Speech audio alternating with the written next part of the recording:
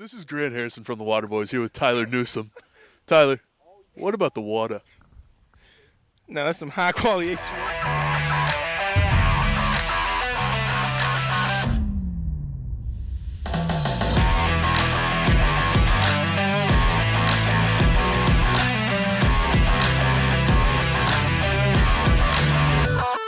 Season 3, Episode 9, welcome back. We're clocking in, you're tuning in. Boys, how are we doing? I'm good. I mean, I'd be better if Justin wasn't right about the World Series. Yeah, I feel that too. If I wasn't fresh out of an economics class where my professor's ear hair is the most interesting thing there. Wow, that's a dig at the professor. I mean, It's a dig at economics in general. He's not a Waterboyz fan. Okay, fair enough. Anyway, Phillies thought the hot hand was going to prevail, but honestly, Mattress Mac, good on you. I was with you. Cheesesteaks over barbecue on that one, but I guess I was wrong. Pretty cool to see the old guy win 80 or 75 million though.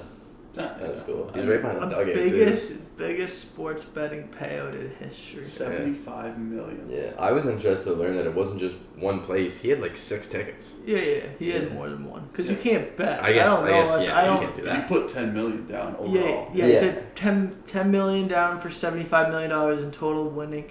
But I don't think you can legally bet $10 million on. All I'm That'd be saying insane. is Houston better get some free mattresses after that. Well, like he said, most of it's going back to the customers. Yeah. So, I don't know, maybe we should Maybe move 50 to mil. Houston, Texas. Houston. And, buy a mattress from Mattress King. I don't know. The Astros. Huge joke. So, first off, let's get it out of the way. I'm right. Congratulations. Not only was I right in the team, right in the amount of games. That's pretty impressive. Come on, you gotta give me that. Like that's 7 game series. That's I gotta give you that. what? Yeah. What do you mean? You got the team and you got the games wrong. Grant got the games right. I was looking more into my heart as a fan than I was into the statistical aspect of it. I just wanted the Phillies. I'm not sure of the odds, but like boiled down, I'd say it's like 33%. If you're just throwing numbers out. I mean, 1 out of 3. Yeah. not really. Yes. It's 1 out of 6. Well, 1 out of 3. Because I mean, like, there's 4 games 4 possible that are winning going games. to be played. There's 3 World Series winning games. 4 if it's clean sweep. 4, 5. Yeah, right. You just took an economics class. You just had to do Exactly. My brain's fried, dude. that. Oh Anyway, like, there's 4. You look at the better team throughout the whole season, like, yeah, a logical person would pick the Astros. It was Houston series. Hopeful hearts like Justin and I. Yeah. my god. But Me, not Justin. Sorry, Taylor. See what I mean? It's time for some Red Bull and Little Caesars. Anyway. so to get back to the point, what do you think Phillies were lacking when they were playing them? Clutch pitching. The Experience. Bulls. Sorry, go ahead. I wouldn't say necessarily experience. They had a lot of really good, seasoned guys in the lineup, though. When it came to pitching, I think you're right. Their starting rotation was pretty solid, really good throughout the whole series. It was their bullpen that really kind of lacked compared to Houston's. Questionable decision to pull Zach Wheeler out in the middle of the game 6. That was a bit odd. But I'm saying it's World Series experience. That team doesn't have the, Yes, I agree with that, Resume. but There's a rookie manager, too. Yeah. There's also something that, stands out that calls experience didn't matter. The World Series MVP, Rookie. Pena, Pena. insane. He was insane. He was the good. whole Really good. playoffs. Really good. I don't know, man. He was unbelievable. 10 hits in a World Series by a rookie. Just crazy numbers to put up in a World Series. Yeah. Well-deserved MVP, first of all. It was nice to see someone not named Altuve or Bregman get it, that's for sure. Who did you did you think that Bregman's always a shoe-in. I thought Justin Verlander could have made an argument If for you would it. have asked me ahead of game 1, I would have put it on Altuve. Now, to wrap up on the World Series, we don't want to spend this much time on it because, it's already done. It's done. It's over with, Congratulations. I'm right. Like, you're just baked. Yeah, so to wrap up, it's not even a question about the World Series. Did anyone see the interviews after the World Series? I saw some of them, yeah. No, I didn't. So you saw a couple of them. Any of them stand out to you? Oh, are you talking about the ones in Philly? No. Oh, okay, because I saw the one in Philly where you dropped the F-bomb on like No. I just really paid attention to the Dusty Baker ones just because congrats, he managed almost 4,000 games without a championship. What are you thinking of? So, David Ortiz was interviewing Justin Verlander and Kate Upton standing right beside him. And David Ortiz goes, Kate, I gotta ask you a question. Would you let your husband play one more year, or does he have to retire and come home to family? And she didn't clue in at first. And then she's like, oh, yeah, I want to watch my husband play as long as he possibly can. He's the best at what he does. So I just want to watch him do what he loves to do. And everyone's just like, online, Tom Brady wishing he married Kate Upton. He married the wrong supermodel. Well, you picked the perfect transition in football. Because NFC, AFC, name it, what's going on? I'm saying Aaron Rodgers is one of the most depressed men in Wisconsin. Oh, he's gotta be. He's gonna be in a nursing home by the end of this year. No, he's still a good quarterback. He just doesn't have anyone to throw to. My one question about this is, for the Packers, do they really have a worse receiving core than the Giants? It's two different teams, though. It's a run team versus a pass team. So, it's a no point. But if you're going to sit here and say that, yes, we agree that Aaron Rodgers' wide receiving core is not great. Yeah. But I think it's better than the Giants' wide receiving core. I could definitely name you more Packers wide receivers than I could name you any of Giants wide receivers. But who cares? If Lance Armstrong's got a Ferrari, he's biking anyway. But my point in this is, Aaron Rodgers is what? 2-5 on the year, 2-6. No, maybe 3-6. Bring back Eddie Lacy. And the Giants are 6-2, just coming off their bye week. Bet you he's wishing he asked for that trade now, or got it fulfilled anyway. So, like, you know what I mean? Like, I think Danny Dimes is like doing so much better, like, without a wide receiving core. Imagine if you had. Oh, okay. So are we on Danny Dimes for MVP instead of Geno Smith? No. Or sorry, comeback player. I mean. That's not a comeback player of the year. Like, you guys are getting your comeback player of the year. You're getting your comeback player of the year wrong. I'm going to jump off this balcony. Like, what? Comeback player of the year. You guys are just crazy. A bit. First of all, to be comeback player of the year, you usually don't play that much the year before. Okay. Did Danny Dimes play all last year? First of all, answer that question. Yes. A comeback player, you can play all the games and be ass, and then come back and be great. That doesn't matter. That's not comeback player of the year. How is that not a comeback? Comeback player of the year is when you're down, you're out, you're injured. Saquon Barkley, Geno Smith, you're not playing. Geno Smith? How is Geno Smith the same as Saquon Barkley at all? You literally literally just defined Saquon Barkley as the most improved or comeback player. Blind for 7 years. Yeah. That's what I mean. Down and out. We settled this dust last week. Okay. Anyway, moving on, because we all know Geno Smith's going to win the comeback player of the year. We all know this. Saquon. All know this. Geno Smith is. What are the Seahawks now? Who did they just beat yesterday? I couldn't tell you actually. Oh yeah, that's Don't right. they play tonight? No, they don't. They played yesterday. And I guess Ravens tonight. They won again yesterday. They're now 6-3 on the season. Who'd they beat the Arizona Cardinals. Oh, big whoop. They're 3-6. Kyler Murray, he's so flip-flop these days. Like, he wins games that don't matter, and he loses games that do matter. So, I mean, like, yeah, against the Seahawks, a hot Geno Smith, game matters. Murray's going to choke. Let's just say they're over their win projected total for the year already. So, yes. you know, there's that.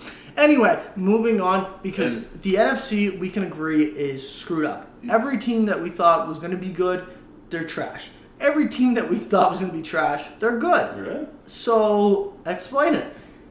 New York fans are having a good year. Happy times in the Big This Apple. is NFC. You only got one team in the NFC there, Taylor. Oh, sorry. Oh, yeah. But we're still on NFC. Yeah. Honestly, I love it. I like it too. Oh, it's I so like much. it too. I really seeing football. 'Cause, Bears are good. No, they're not good. They're better than bad. They're better than bad. They're not good. Anyway, so they did. Justin Fields ran for 178 yards yesterday. Chase Yeah. Claypool, Iron Man. Okay, we're gonna move on from that, but that's just okay. Sounds good. What I was gonna say is the NFC and just football as a whole right now. It feels so good to wake up on a football Sunday morning and just you don't know what you're gonna expect or Exactly. get the results of. Exactly. Last year, previous years, you kind of expecting what you're gonna see. I wasn't a fan of Red Zone last year. This Now I year, am. you don't know what you're gonna get. I'm sitting there with the popcorn and Ben and Jerry's just waiting for some action. Tom Brady, just Finally won another game. but a comeback, game-winning Yeah. drive, We thought he was done for the year. and look what he does yesterday. He proves the point that he's the GOAT. And the Rams against the Rams, Rams not good. So much for Aaron Donald running it back. Tell that to Cooper Cup's fantasy points. yeah, Had him in both leagues. Anyway. The only Yeah. reason that because Yeah, he gets that's all only the reason I'm targets, still in it. Yeah. all the targets, every single target. Matthew Stafford's arm is great when it's thrown to Cup. Yeah, okay. Anyway, moving on to the AFC. I mean, the AFC is the exact same way. I think teams that weren't supposed to be good are not good, other than a couple, like the Bills You and the said it just Chiefs. before filming. AFC the Bills East. just lost to the Jets. Yeah, And they lost that's what I Allen, mean. potentially But they're for a good. They're still 6-2. Yeah, I consider it's them. two good New York teams. Yeah. So is the AFC East the best division of football?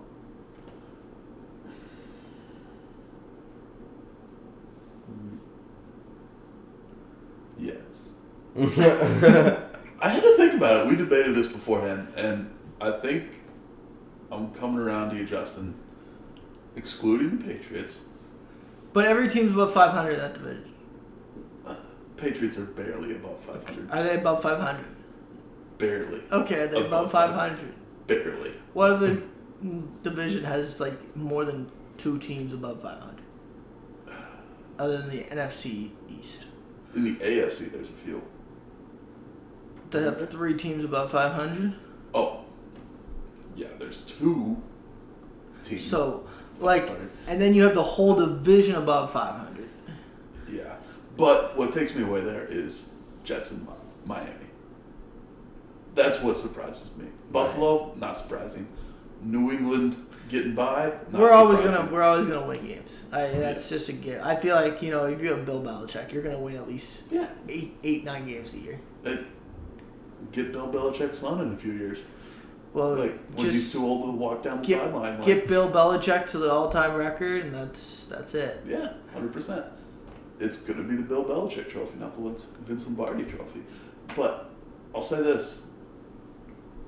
You're not the most surprising team. Nor are Buffalo. But what makes that division so great is 2 teams. One out of New York and one out of Miami. Yep. Bradley Chubb's gonna terrorize Mac Jones. I don't know about that. What but- do you think? Is I like it the best Miami. division? No, is it the best division? I think it's the best division. Bills, Dolphins, Pats. The only one who can compete is the NFC East. Yeah. I'd say it's probably the most entertaining division. How's it not the best division? Every team's above 500. They're I feel like every interdivisional team being matchups. above 500 doesn't have as much weight as you're putting on it because you also got to look at the scheduled opponents. Yes. Okay. Fair. Like if the Patriots were facing like the top team in each division right now, they're not 5 and 4. I don't even know what that because you have Seattle. Well, I'm not saying they're amazing, but they're the division leader. I think Patriots could beat them.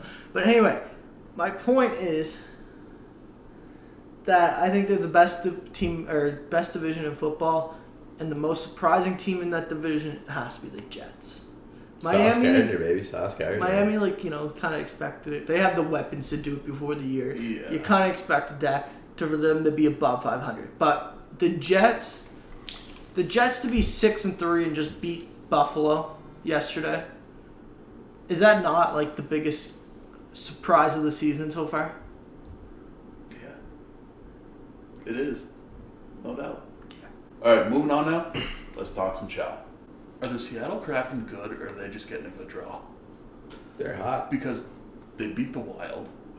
They beat your Avalanche. Wild are struggling right now, though. I thought they were going to be good, and they've got some weapons still. No, they are going to be good. I just Martin feel Jones is also playing really good right now. I didn't think they'd get goose-egged by Seattle, though. That's true. They obviously have stuff to figure out, but I think Wild are still a contender. 3 weeks ago, if I saw someone in a Seattle Kraken hat, I'd laugh at them.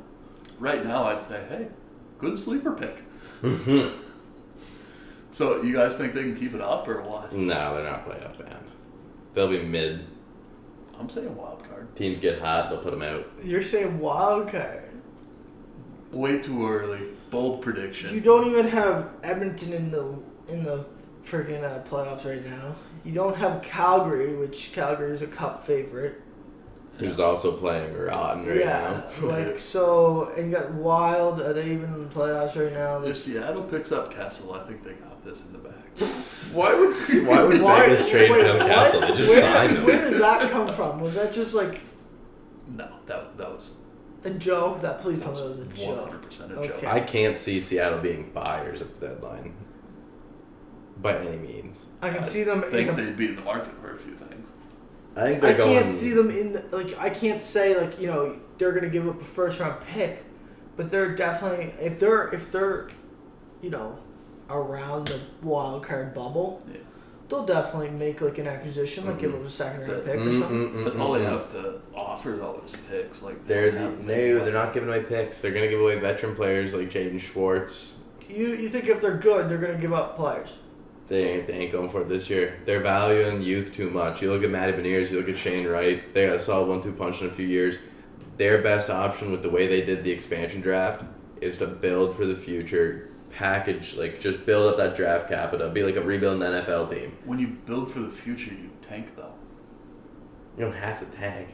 9 times out of 10, you tank. You wait for the deadline. It's not they're like gonna they're be trying to, but they're good right now. Seattle fans are getting to see some good hockey, but they're gonna be sellers at the deadline. They're gonna bring in draft capital. They're gonna build up on Matty Beniers and Shane Wright. But if you're good, you don't trade. They're good. They're not great. They're not gonna be great. They have to realize they trade draft picks. So they're not trading draft picks. They need draft picks. So what are you gonna do? Trade away everyone and then try and be garbage for the rest of the year and try basically and get the best. a new expansion team? No. They know that they're not going you're finals bound. You're gonna be good.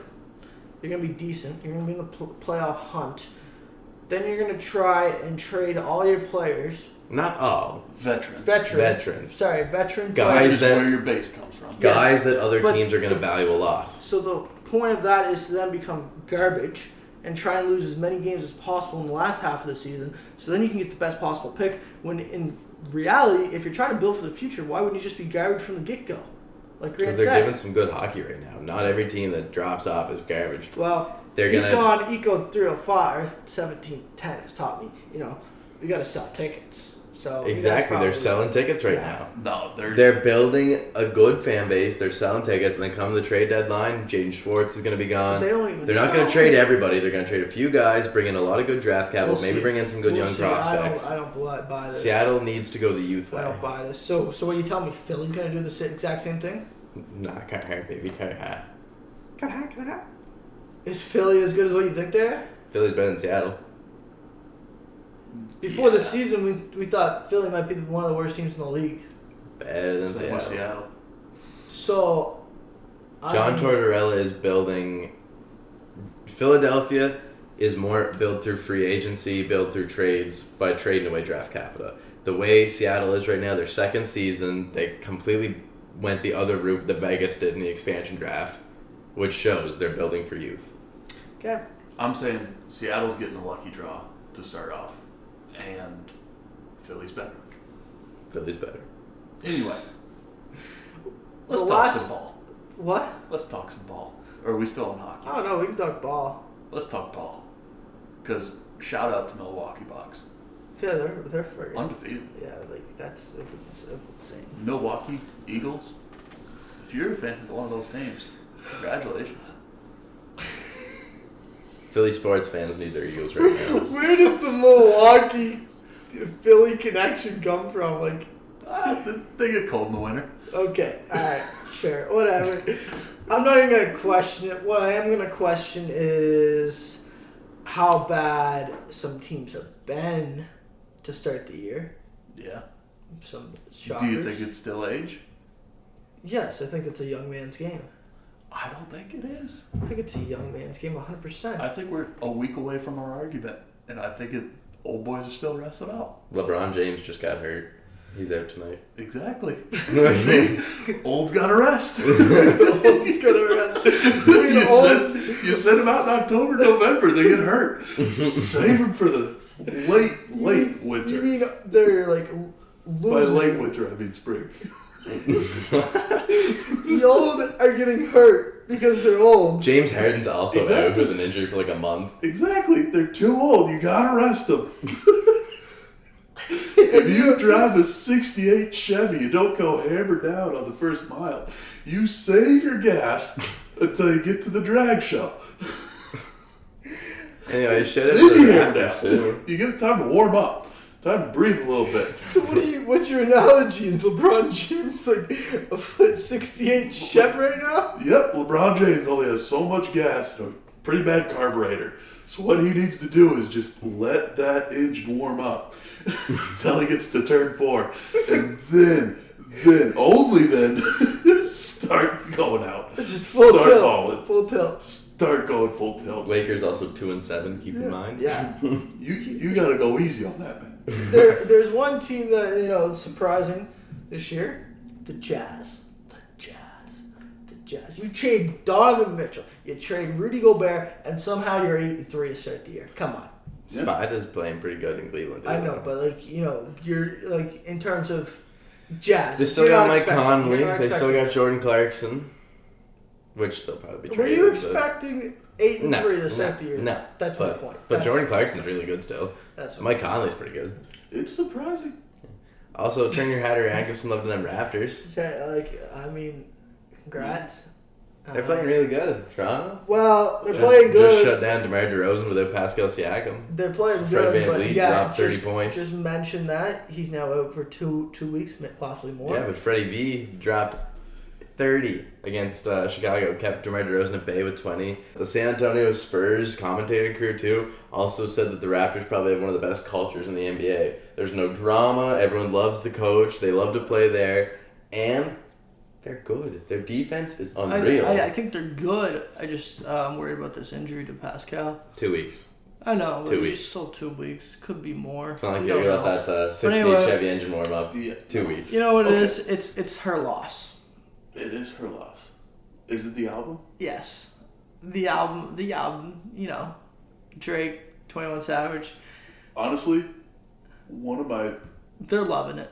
one of the better Drake albums in recent years. Yeah. Oh, it 100% is. So, Yeah. they were listening to it, like, just shoot around. Like, that was all that was playing the morning that it dropped. Like, that's all that's really been going around the team. Drake showed up to the game last night. I don't know. Maybe it has, like, a little boost. I'm not saying, It's a city with great culture. So, yeah. But I did see the dumbest Twitter question in the history of the universe. What's that? Do you trade for KD if it involves Siakam? Mm-hmm. Right now. Mhm. Exactly. Mhm. Dumbest question ever. No. KD is a snake. Let him rot in the Keep States. Siakam. What are you Don't. It's Kevin. Don't. That's the top 5 player in the world. Don't. No, dude. If it involves Scotty Barnes, then yes, no. You were just talking about young talent. Pascal Siakam's like 27, 28. You're not giving him up for KD's KD. like 80. KD comes in and he ruins the Toronto culture. Ruins it. Ruins. Move on. I don't know. Move on. You're telling me you're giving up on that big of a player? Let him take care of his baby mama in the States and play with one of them awful franchises out there. You could keep Siakam for years. Siakam's amazing. Siakam's amazing. And you're not getting rid of Barnes. KD's a 1 maybe 2 year player. Kevin Durant, generational. He's 34. Generational. 34. Generational. 34. Not our window. Yes, Do not give up anything. Generational, but you only get him for 1 year. You trade Siakam for that? You're telling me that? Yeah, you're telling me KD's gonna stay longer than 1 year. Do you want a chip? You're delusional. Do you want a chip? You're delusional. Do you want a chip? You could. What build a roster chip. do we have? Even with KD, there's no chip. It is not the same team that won the 2019 NBA championship. You could not the same. build a ship with Siakam I don't know. next year I don't know. or the year after. I don't know. I think this is like you're talking a player that is on Kawhi Leonard better. Like I would say better than Kawhi Leonard. Doesn't have what he needs around him. I'm sorry, I love the Raptors. I don't think KD makes them a championship team. I think the KD's. I don't think he's the missing piece. That culture is perfect. Bring in someone who's a no drama llama. Anyways, we're gonna have to leave it there because that's a pretty hot debate. I mean, it is a great way to end this because that is a good. Coming your way, it's hockey. It's Franky the Franchise, Francesco Lapenna. Are you trying to impersonate George Matthews right now? Gotta love you, George. Anyway, you heard it. Taylor just said it. Franky Lapenna joined us on the set. Grant was in his economic class, so Yeah. you're not gonna see him. But We filmed a little flip flop here. Intro after. Anyway, I'll be there for the next interview. Let's find out how Justin and Taylor did on my lightning round. and Yeah. just lastly, you see some pretty big screens around town. Yeah. Yes! Yes! Oh my gosh! Hunter's Ale House! Thank you for sponsoring season 3. I was working there last night. Come and see me sometime.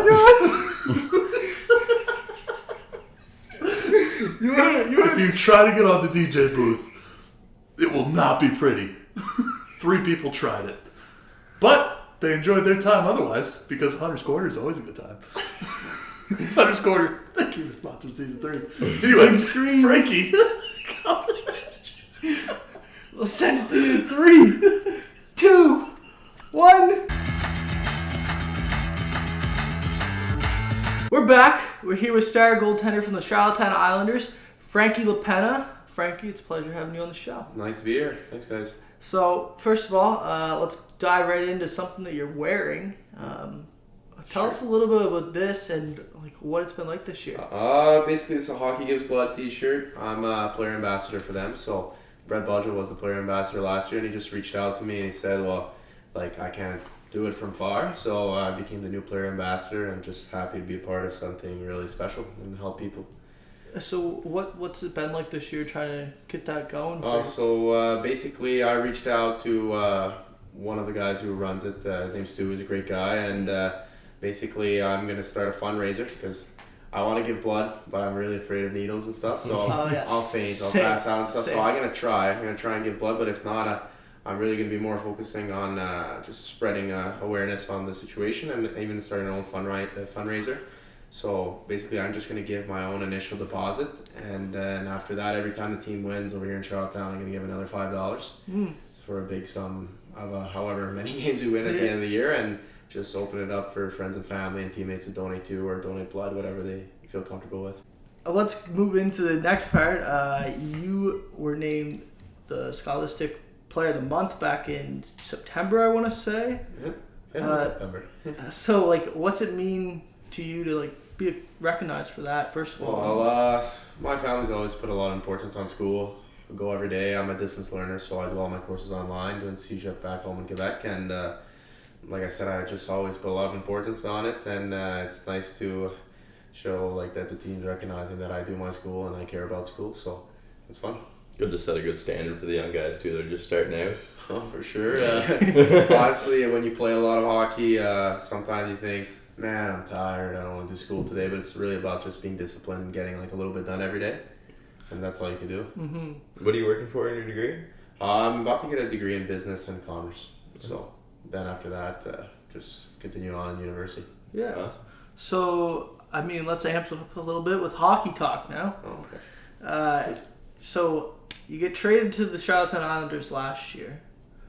One would say it was pretty average, I would say. Like, pretty good, pretty average. Like, I mean, like, did my job. Yeah, definitely did your job. It wasn't like it was a decrease in net, obviously. But this year, you came in and you took it to a whole nother level. What's been the difference? Well, honestly, I've always felt like been a guy who, the more I'm busy, the more I feel comfortable in my shoes. Last year, I was doing the job. I felt good with the way I was playing, but we had a star team, and we had the puck most of the game, so sometimes you're just cold, you're watching, you're singing along in the air zone while the guys are buzzing around the other zone. Yeah. So sometimes it's a bit challenging, and only like I feel like a goalie would understand doing nothing, and then all of a sudden receiving a breakaway or a rush. It's kind of like if you were a player, you got benched a period, and then you were asked to go score a goal on a breakaway or something like that. It's really you're cold, and all of a sudden you got to be the man. Whereas now sometimes you get like hemmed in our own end a little more. I get a little more shots, so it's always like I'm involved, and I just feel like I'm always warm. So which one do you prefer? Well, obviously both are fun. Last year went to the finals. We had great times, and like I said, we had a great team, and like I said, winning is always fun. But I really love saving pucks, and just this year, like I said, I'm getting more high volume of shots. So like, I want to go back to like you're like saying you're getting cold during games last year. So what would it be like that you would try to do to stay warm during those times? You pretend, you make some fake saves. You fake it till you make it. So some pretend saves. You try moving around. Some guys do some play-by-play, so calling out the pass and stuff like that. But personally, I'm just a big singer. I'll just sing on the ice, whatever's playing. Yeah, Olivia Rodrigo, anything that goes on. Just start singing and keep yourself involved.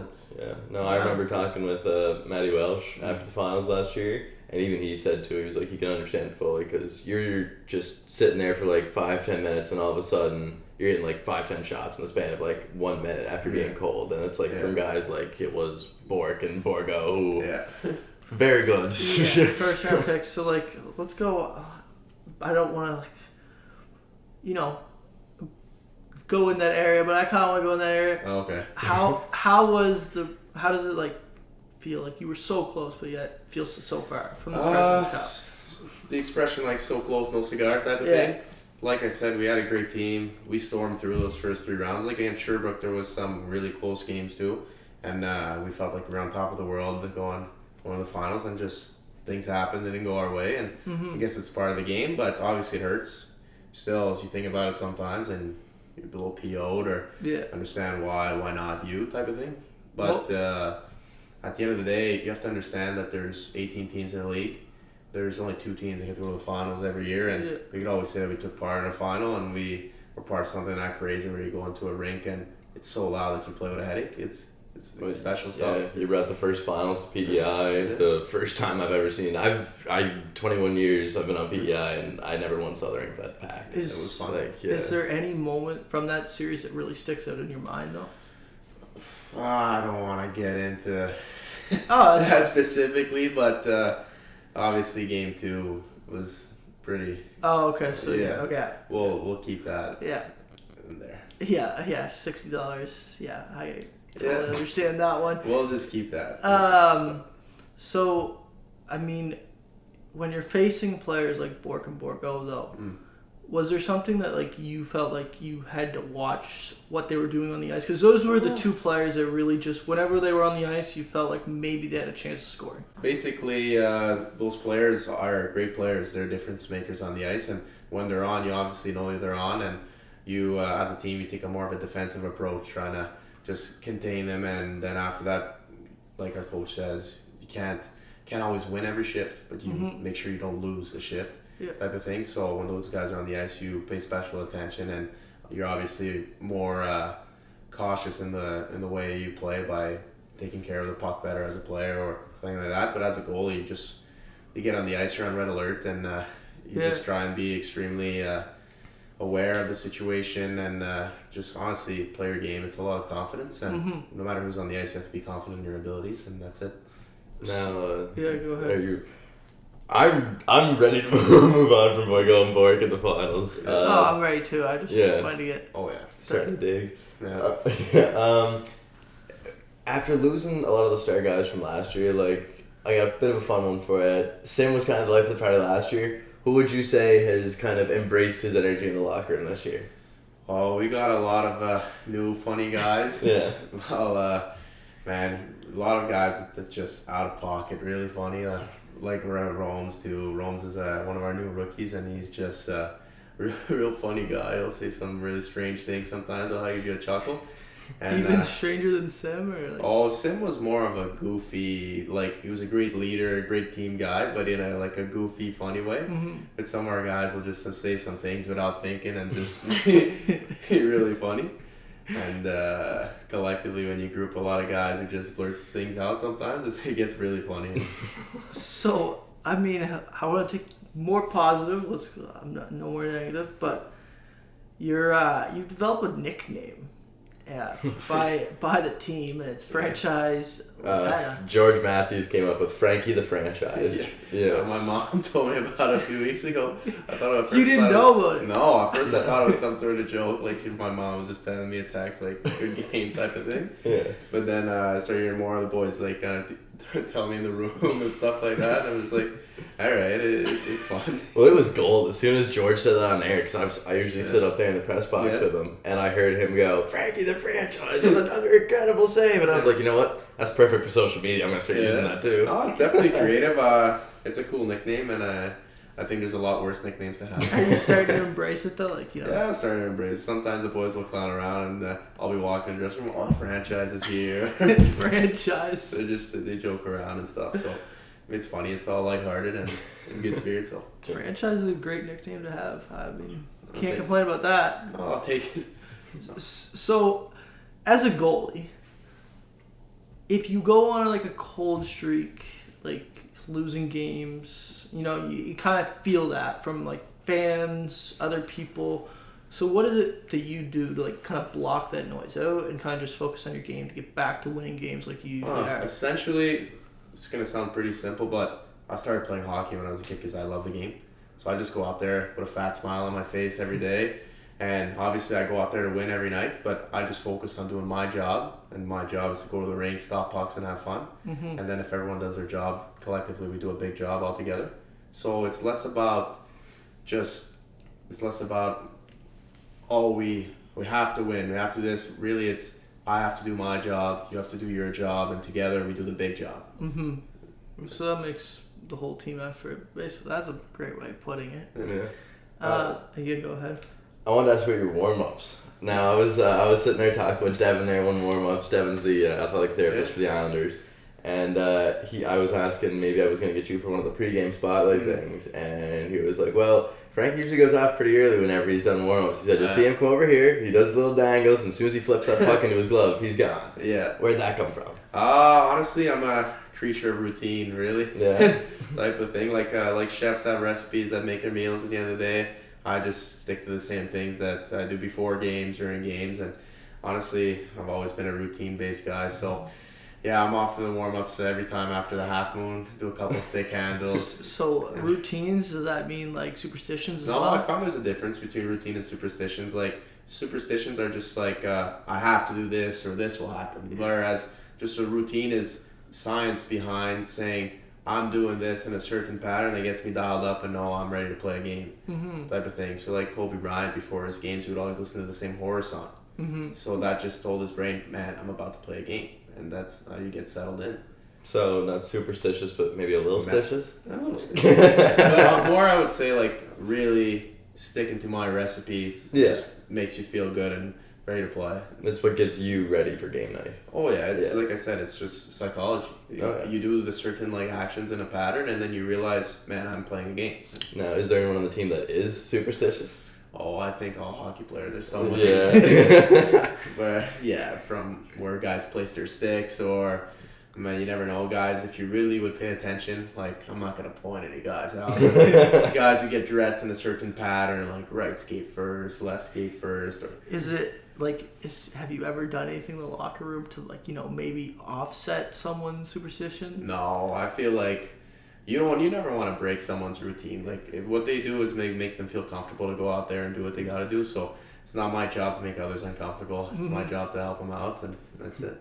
So, looking at your coach, Jim Holton, phenomenal coach. How big has he been to your development in general? Huge. Honestly, Jim is a guy who's very fair. He's really like kind, and he works us hard, and he kind of holds us accountable. And honestly, like a lot of guys were predicting our team to be lower in the standings, but Jim came with us with the mentality of we're gonna work our ass off every night, and we're gonna be diligent, and we're gonna be the most dedicated, hardworking, and detail-oriented team, and that's what's getting us places really. Because it's very easy to say, oh, they're young, they should be here or there. But instead, it's just we can beat everyone on every night. You just have to do this, that, and that's the type of discipline that he just puts in us every day. It's just it helps us stay on track and stay sharp. I think that's 100% true though, because everyone was writing off the Islanders pretty much before the season started.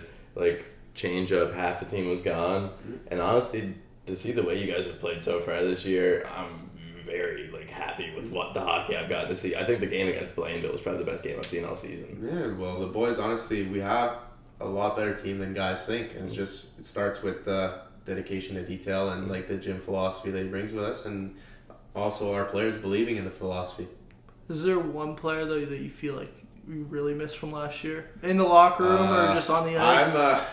I really like. We lost Satney a few weeks ago. He was my good buddy and great team guy, and we got along really well. I'd bring him and Brabs everywhere last year in the rink, so I miss Sats a lot. We're gonna play him on Thursday, and it'll be kind of weird but really nice. And other than that, I had Mayo next to me too in the room last year, pretty close, and just a stand-up, really calm, chill guy, and just a great guy to be around too. Yeah, well, no, Shanley's done great, and he's doing. Well, he deserved it. He deserved a chance to start, and he's a great goalie, and I'm happy. I hopefully get to play against him soon. Duel against him Thursday night. Nice, yeah. Well, they're in town Thursday and Friday, right? Thursday and Friday. Yeah. So, I mean, looking at this season, what do you think has been the key to success so far early in the season for you guys, other than the discipline? A lot is belief. Going out there and believing that you could beat any team on any night. Look at last week. We played Moncton, who won 8 of their... Well, before we broke their win streak, they had won 8 in a row. And it's really easy to come to the rink like, oh, these guys are hot. Like, who cares if we lose? No, not at all. That's not the way it is. We come to play. We come to beat every team every night, and that's all it is. No, it was a really good homestand. Well, so far, still got 2 coming up. Yeah, the CHL had even mentioned Moncton as an honorable mention in the top 10. Yeah. Ever you guys had knocked them off, that has to be massive the booster really to the team. For sure. So how much is a big win like that going to impact I guess this next 2 home games for you guys? Well, you can never be too high, never be too low. So look, we had a great week. We beat 3 teams. That's true, but as maybe unfair as it is, that's in the past. We have to play a new week this week. There's still always things to prove. It doesn't mean that you beat one team on one night that you're the man or type of thing. You have to always come to play, come with the same discipline, same energy, and love for the game. So, looking at the Q this year, what team do you think is the most competition then for you guys? Well, do you mean the team that's the front runner of the league, or a team that's kind of similar to ours and battle it out? Whichever one you think is going to We'll go, who's the biggest Maritime competitor right now? Well, obviously the best team in the Maritimes is Halifax, but the games we had against Halifax, 1-goal games, empty goals after. So we could, like I said, we believe we could compete with every team on any given night. And if you look at the standings, Halifax is a bit of a lead over the rest of the teams in the Maritimes, but like I said, we believe we can play with them. Is there any player in the Halifax Mooseheads that Dumas off to a great start. Yeah, he's a great player, and obviously you have to recognize when a guy's doing a great job, and he's had a great start this season. So, this is his draft year, isn't it? No, he got drafted. I'm surprised how far he fell last year. Simply size. He's a smaller guy, ridiculously good skill. It's like Cole Caulfield. Type of thing. Yeah. And then Sherbrooke's also off to an insane start. Sherbrooke is off to a very good start, but like I said, I think Quebec is the front runner for now.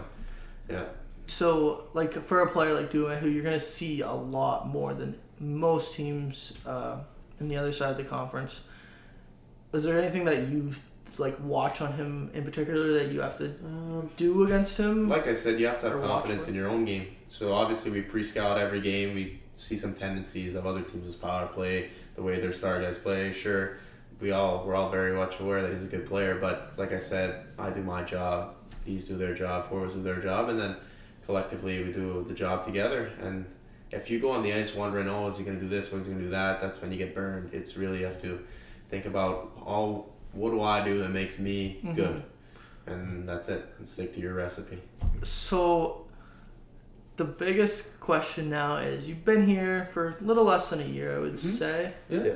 How big or how much is Charlottetown impacting you, and how much are you shaping into Charlottetown? Had you been here before? You moved? Just for a couple away games, but we're starting really to bleed the red dirt over here, and I like it a lot, honestly. Like, I've always come from a big city, living in Laval right next to Montreal. There's 600,000 people in Laval, 1.8 million in Montreal, which is 5 minutes from me.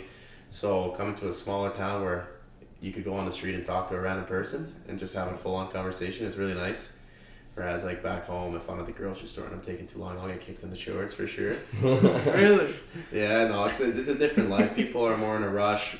There's like more high-paced standard of living in those big cities, and over here it's just like everyone does their thing. Everyone's kind of really nice and relaxed. The And gentle island. Do you like the everyone knows everyone aspect? yeah, of course I do. Like, you go on the street and you can meet anyone. Like, we were just went to a restaurant the other day. I was walking on the street and I just saw a guy who saw one of our games, introduced himself, said hi. Like, that stuff doesn't happen back home. It's just everyone minds their own business and moves on with their day. Yeah. Oh, So- the people love the Islanders on TV. Yeah, like, Yes. it's like the go-to. So not just like on the streets, but like inside the Eastlink Center. Oh, it's awesome. We feel the support every night, and honestly, our fans are awesome, and we really appreciate them coming out. And like I said last year in the finals, like, Yeah, what we was lost, last year in the but it was finals? unreal to have our rink packed out and just have people standing near the glass. They were selling standing tickets. It just shows how much the city loves the Islanders and how much we love the fans too. And the more they're there, I feel like the more warm you feel. Yeah. It's- Like I said, I've been going to games since, like, I grew up on PDI. I've been going to games since they were the Rocket, and that is the first time I can remember seeing the Eastlink Center sold out. It was unreal. Yeah. How was it, an experience like that? Just like having that big of a stage. Like, had you ever experienced something like that before? Honestly, being in a sold out building in the playoffs is pretty special. Like, being at home, like, you get a lot of support. You get on the ice, and the first thing I said, I smiled ear to ear. I was drinking water, and I was like, "This is sick." Like, the first time I thought, like, "This is crazy. Like, this is sick." And like, you look around, and you just like, you look, you're like, "Wow, like, this is really cool." Whereas, like, when you're playing in a sold out building on the road, you're public enemy number one. You're getting booed, especially as a goalie, just getting chanted at the whole game, and it's really fun to kind of be the villain. Though I really like being the villain, and it's fun. That's, I know, definitely Brabnich's Billeth, Jeremy. Yeah. He's always yelling at the away goalie as soon as they're in Oh your yeah, end. and then honestly, you go into any rink, and that's public enemy number one. Oh And yeah. honestly, you may call me crazy, but there's no better feeling than silencing like a big away crowd. Like, I really like that kind of hostility. And kind of like shutting them up for the night. Yeah, it's really fun. Like, when we beat Sherbrooke in Sherbrooke Game 4, we were getting booed. We're throwing things, and you just feel like the man. It's really fun. It's really fun. So you're saying it's really fun, but has there ever been a moment where someone's actually got into your head on the road? When I was younger in the league, I played in Val-d'Or, and I got traded from Val-d'Or to Drummondville. And the first time we went back to Val-d'Or with Drummondville, I played a great game. We won. And the whole game, the fans were like, "Welcome back," type of thing. They were super nice, everything. But then at the end of the game, I won the game. And we played a great game with our team. And the next time I came back, there was no more like, "We love you," type of thing. It was boo, it was swearing, it was throwing things. I was like, and I was a 17-year-old kid, I was like, Yeah. this is pretty intimidating. I used to play here. I think These some guys people hate me. forget, of fans of the KNJHL, that, like, the players are 16 to 20 years old. Like, Oh, this yeah. isn't like a 30-year-old man playing in the show. Like, this is No. a kid. No, so I was like, "Oh, okay. These guys like used to love me. What happened?" Like type of thing. And it was like on a Friday night where they were selling like cheap drinks too. So the hostility got really worse at the end of the night. And Oh yeah. We've seen a few wild student nights at the Eastlink Center, so Oh, yeah. I can see what you mean with Yeah, that. but for sure. As a 17-year-old kid, it was definitely very intimidating to come into a place you thought you loved and you really get hated on. Now, most goalies, just a kind of fun question for you, they go with like number 30 or number 1. Where did number 90 come from? So basically, I started in the league in Val-d'Or, and the GM, I went to his office, they told me, what number you want? And every time I played on the Xbox at ESHL with my buddies, I took 78. I was born 7th month, 8th day, and he gave it to me. And so I just blurted out. He's like, what number do you want? Oh, 78. Without thinking. And he just gave it to me. I'm like, okay, cool. So I started wearing 78, got traded to Drummondville. Then it was the half year, so I couldn't choose my number. I had to choose like between the goalie jerseys they already made. Yeah. So I ended up having 30, and they already had a 78 on Drummondville. So the next year, I tried to offer the 78 like a bunch of like perks to get his number. Yeah. And he said, because it was the same time Bobrovsky and Vetrano switched numbers. He says, you're going to give me a Rolex? I'm like, nah, I can't. I don't have the budget for a Rolex. So then he says, well, then I'm keeping my number. And then he was a Euro, so he never ended up coming too because of COVID. And I never could have took the number either because they were saving for him. So then I asked Jack Campbell, who was playing with me in Drummondville. Oh, yeah. He wore 90, and he just gave it to me. Really? And I wanted 90, and he gave it to me, and I've been 90 ever since.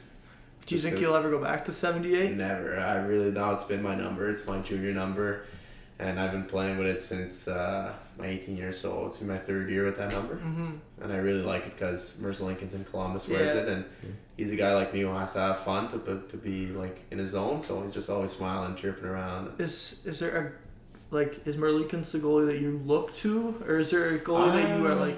Honestly, I breed my game off of. I just try and take little pieces of everything and just kind of see what fits in my own game. Like that's the best part about goaltending. Like I can do it differently than every other guy, or like there's a bunch of little similarities, but no one is the same. Like you can't take one guy and say, oh my god, he plays like Price. He is not. Like everyone has their own little things, and it's just like a giant puzzle of unique pieces. And that's the way it is. Kind of like a little lost art. Is there a goalie that sticks out though as like favorite goalie of all time?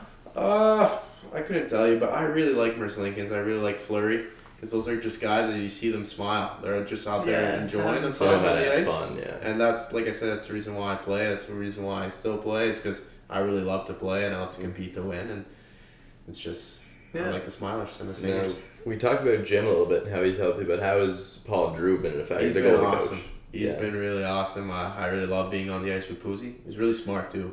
He'll like point out things that you never really realized, and then you incorporate it into your game, and you feel like, oh man, this is nice, type of thing. And just best part about him is that he's like we got a real personal relationship, and he'll like you could talk to him with anything, like that's not even hockey related or stuff like that. So like last year I had a bad game at a certain point against St. John, and I was expecting to come into the room and be like, tell him to talk to me about hockey, like what to fix, whatever. So I'm just in the gym after the game, and he goes, Frank, come here. I'm thinking he's going to talk to me about the game, and he just goes, man, come meet Russell. I'm like, Russell? He's like, my son. There's a newborn son, and Paul Drew's obviously a ginger. So I was like really pissed about the game, and then I saw this beautiful baby, like with the little red eyebrows under the tube, and I just started smiling. He says, don't worry about it. It's just a game. It's just hockey. This is Russell. And I was... So that just shows like how he knows what to say at the right times too, and he's just got a really good personal touch. And like I said, I'm really lucky to be working with him. Now, has Devin done that with you yet this year? Devin? Yeah. I told Dev No, he's I have a little deal with Dev that I was trying to convince him to get the handlebar mustache going for November. And before we played Moncton, I told him like, we beat Moncton, you do the handlebars, and he was reluctant, and he didn't like agree to anything. No. But I've been telling all the boys that he promised. So, so now he looks a little bad that he like broke his promise after we beat Moncton, doesn't have the handlebars. But the real deal is if we win 5 in a row, then he'll do the handlebar mustache. So we're missing 2. Cape Breton coming to town for 2 this Thursday, Friday. Could have the handlebars for Halifax on Saturday. I hope so. It would be nice. That's honestly a dream of mine to see Dev with the handlebar mustache. And honestly, I think he would look marvelous. He would look great. So, we've taken up a bit of your time. I think what we need to do, Grant's not here, obviously, I think you guys can realize that.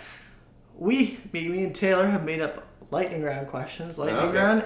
It's basically 5 simplest questions. Yeah, I watch Friends. I know what lightning round is. Exactly. Yeah. I know what's Well, up. okay. Number 1. What's your favorite TV show?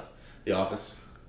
Yes. Wait, you just said Friends. Like The Office, though. He said he's Oh, watched Friends. okay. Didn't say The so- Office, by far, I watched it 6 times. 6 times full, or just Full. like to where Michael Still watch it. to where Michael gets cut off. Oh, no, I appreciate all times. Okay, that's fair. Dwight's still there. Jim's still there. You gotta give them Dwight's the love. man. But like Yeah.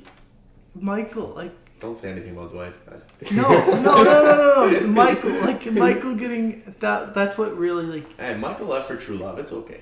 Nah, that's fair enough. Let it yeah. slide, okay? All right, The only yeah, picky that's thing fair. I had with it is that they didn't give him more lines when he does come back. Spoiler Yeah, alert. should have had more lines. Yeah, way more. Exactly. All right, first the lightning round.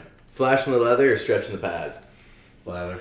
Leather? Really, Oh, yeah. I'm surprised. I thought you were gonna say stretching the pad out. I don't know. They're both fun, but I feel like you have more opportunities to stretch a pad out than flash a leather. Like, when you put a nice, like, mustarded, like, leather flash, it's Yeah. pretty fun. But at the same time, like, there's a time for a place. Like Kind of I'm desperate, talking too. like obviously flashing the lever, but like say you like had to go 2-on-1 cross crease, stick out the pad up in the air, like Oh, that's different. You're talking about a pad windmill? yeah, That's a like, good time, too. I don't know. I just enjoy making saves. And the Like, puck doesn't go in the which net, one yeah. would be like, holy shit, I just did this? Sometimes it's less about how you make the save, and sometimes just like, man, I got a piece of that. That's cool. Like just getting a face there.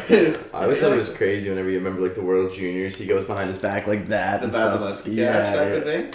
Man, that would be fun too. But even like it's just because when you play, you don't think at all. Like Yeah. I had a post Just check do. on Melanson where I was at the blue line this year. I was like, oh. Oh, yeah. Right, all of a sudden you're just going. And you're like, man, where am I? Everyone's going, holy shit, and then you do it and you're like, oh, yes! You're like, yeah, that's fun. Alright, who was tougher in practice on you last year? Simmer, Xavier Semino, or Patrick Gay? Oh, I knew where Patty was shooting most of the time. He has a great shot. My first day, he really welcomed me abruptly, let's just say. But after that, when you understand, when you see his shot every day, like, you get to learn a bit of the tendencies. He learns about me, I learn about him. But my first day, we're playing rebound with Patty Gay, and man, he must have roofed it like 5 times. I'm like, he's like, I'm Pat. I'm like, type of thing. It's Sim, I already played with him in Drummond, right? So I kind of knew a bit more about Sim. But yeah, Patty gave me a little bit of a rude awakening in practice, and then after that, it was real good. Was he like your guy when you came over then, Sim, since you already known him in Drummondville? Sim, yeah, he was really nice. He showed me to all the boys when I first got here. Showed me some take sushi, and it was a good time. Now, who this year has been the toughest on you in practice? I've seen Bradwich been sniping here and there. Brad was a good player. I like to, I don't know. I'm pretty curious. Biak has a good release too. Yeah. He's a heavy boy, and quick shot, he's yeah. got a good shot. And I don't know. I can't give Brad the credit. I lift him every day. And but no, they're definitely great players. Awesome. Now, Toronto camp or Anaheim camp? I really like both of them. What was cool about Cali was that I actually got to play games against other teams. Okay. So for that reason, I really liked being in Cali. I got to play against Arizona, and that was fun. But I learned a lot in both camps, and I really liked both of them. And I don't know, just finishing a practice and being in California is really cool. Mm-hmm. But at the same time, Toronto was really cool because the media loves the Leafs. You're at a Yeah. practice, and you're thinking it's just some random like development camp practice that no one would, let's say, like a normal fan would say, okay, it's Leafs development camp. Full media everywhere. Everyone's just watching. Like I said, most of us are junior guys or drafted guys at these camps at the early stages, and people are watching it, like looking for the next Matthews. It's really cool though. Dissecting your every move. Oh, for sure, they're diehard. That's the best part about Toronto. They're diehard fans, and everyone loves their Leafs. So would Toronto would be a good? You wouldn't mind the media there if you were there? I wouldn't mind playing anywhere really. Yeah, fair enough. So that brings us to West Coast or East Coast. I don't know. I'm really not sure. I always see myself, I'm going to live where I was born, in my hometown whenever I'm done playing. I'm going to go live in Laval. That's where I'm from, that's where my roots are. My family, my friends are, and Now, that's where Quebec guy, so poutine or poutine? Oh, definitely poutine. Okay. Yeah, it's definitely poutine, but yeah, I'll enjoy a good poutine when I get home. Yeah. But it's really good Is it stuff. classic or is it like, added You ingredients? can't be doing some silly stuff with it poutine. You gotta keep it like normal, Yeah. standard. Like they make like in some parts of Quebec, they make like dessert poutine. Oh, Like jeez. ice cream on or what? Yeah, like a Smartie gravy No. like type of like dessert poutine. Like I'm not for that stuff. Like give me your traditional poutine with like maybe some smoked meat or something. Oh yeah. Yeah, Like a little perk. I don't know. Ice cream barbecue gravy. chicken maybe or Yeah, something. but you can't be adding like funny things to. Or buffalo chicken, sorry, man. I don't know, but I really like a classic. Yeah. Maybe some Yeah. extra cheese, but don't be putting like a candy cane on. Yeah. No. Yeah, no. Have you ever been? Do you know what Frosty Treat is? Like up No. in Kensington. Anyway, there's this big like ice cream place in Kensington called Frosty Treat, and they, Pete had his burger loves. Mm. And anyway, they joined a burger love, an ice cream place, and they had like a meat patty inside an ice cream sandwich I with can't like do that. chocolate sauce and stuff and not mushrooms, like I can't do marshmallows. that. Like some things No. don't mix. It just No, doesn't work. it looked Leave them gross. separate. No, it just doesn't work. Not at all. Okay. Sushi or Taco Boys? Sushi. Sushi. Right away, I go a lot. And Take is the place to go. Or Yeah, Talk is a good place. Like I said, I used to despise sushi. Like before Really? coming here. Same. Really? That's Yeah, right. because a Take- couple maybe yeah. 10 years ago, my older sister brought sushi home, and I choked on the seaweed. And then it was a tough day. So then I never had it again. But then I was quarantining with Sim when I got traded here. We had to do the mandatory COVID quarantines, and they gave us like a team card to buy like food all the day, the meals. Yeah. We had like sushi a bunch. It was awesome. I started loving it, and so, I go often. so what do you get at Take? Sometimes most of the time it's the Mackie lunch. Yeah, But same. I replaced the California roll with a spicy salmon roll. Oh yeah, that's a good one. That's good That's- stuff. that's That's good courtesy of Jakob Rabinich Oh, and really? Oliver Satney. They were big on that, and they got me into it. So I remember watching. They did a podcast with Lucas there, and they said shout out to Franky for your one with the music. I hear. oh yeah, big. I'm the first guy in the rink every morning with the guys I lift. So every time I get to the gym speaker first, and boys hear the thunder. So who on this team this year, absolutely under no circumstances, gets the mic or the aux cord? I would say the only guys who really do get the cord is I get it most of the time in the gym. Kieran or Biak get it most of the time in the room, or Brabs too. But it's pretty much us four who touch music and. Rook's off. Oh, I mics. haven't heard it yet. Yeah. No. All right, and finally for the lightning round, we went a little bit longer this time, but one more: Montreal or Laval for a hockey game? You going to see the Canadians or the Rocket? Obviously, as being born in Laval, like I can't lie though. I'm not a liar either. Like it's obviously cooler to see a Montreal Canadiens game, but Yeah. I'll say it to the day I die. I'd rather live in in Laval than Montreal. Oh, you just said Montreal. No. No, I was joking. Yeah, I'd rather live in Laval than Montreal, and like I said, where I played midget, like it's Laval, Montreal, so you'd half Montreal guys, half Laval guys, and we'd beef about it all the time. Oh, yeah. Big rival. I just think it's really cool. Like the downtown Montreal is awesome and all, but there's so many people for such a small space where you don't get any of your like necessaries living space, like just to move around or to do all those things. But whereas like in Laval, you get way more room. You get all like the thrills of being in Montreal, because like I could go to Montreal anytime I want. I'm really close. Yeah. And at the same time, I'm in Laval and have my space, and I have all like that. I don't know, not better way of life, but like more You have comfortable. The, you have yeah. the people, but you don't have so many people. That's Yeah, exactly. not- You have room to breathe, really. Yeah. And like I said, anytime I want to go to Montreal, I'll be there in less than half an hour. So Yeah. Well, All right, well, Islanders fans, you can see Franky play this Thursday night, Cape Breton. It's student night, $4 tickets, $4 drinks, 18 plus. Come on out, have a good time, see the Islanders, hopefully get a win. All right, Juddy, want to tell them where to find us? oh, you can. I can, all right. Instagram, Waterboyz Podcast, official Waterboyz Podcast, or Waterboyz_media. Go to Twitter, Waterboyz Podcast. Go to Facebook, Waterboyz Podcast. You're obviously watching this right now on YouTube, or you can also find us on Spotify, Apple Podcast. Think I got it all covered? I think you got it all covered. Awesome, all right, Juddy. Grant's not here, so take us out.